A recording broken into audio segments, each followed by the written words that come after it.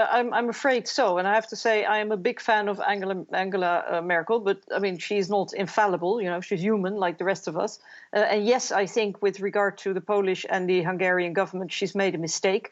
I suppose in the case of Poland, it's because of historic relations. In the case of Hungary, it is about German industry interests in Hungary. I mean, by now we've seen the media reporting about how the German car industry has very strong financial interests in Hungary, and they're interfering in this whole process. And that is one of the reasons, in addition to the fact that Mr. Orban belongs to the political family of Mrs. Merkel, why Orban has been able to destroy the rule of law in his country for such a long time. And I think the EPP family, the Christian Democrats that both Merkel and Orban belong to, I mean, they have something to answer for, because, we wouldn't be in this situation if they had been a bit more strict.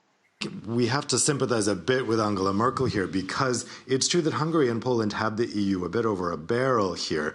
They were holding to ransom something actually unrelated to the rule of law mechanism, which was this COVID recovery fund. And as long as they have that veto power over the whole budget, this was going to get very complicated. Yes, they could have separated the recovery fund out of the budget and approved it with just 25 of the 27 countries through enhanced cooperation, but that was going to be legally very, very complicated. It was not a desirable outcome at all. Everyone I talked to in town said that was really, really problematic if they were going to go that route.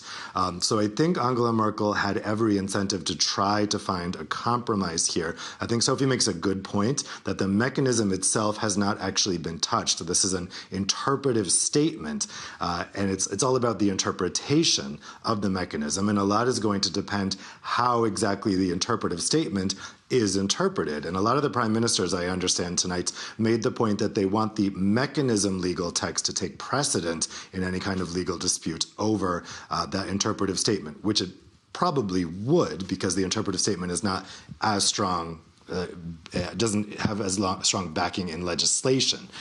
So it could be that this interpretive statement, as being suggested here, it doesn't actually end up meaning a whole lot. It just gives Orban a cover to say that he had a victory here.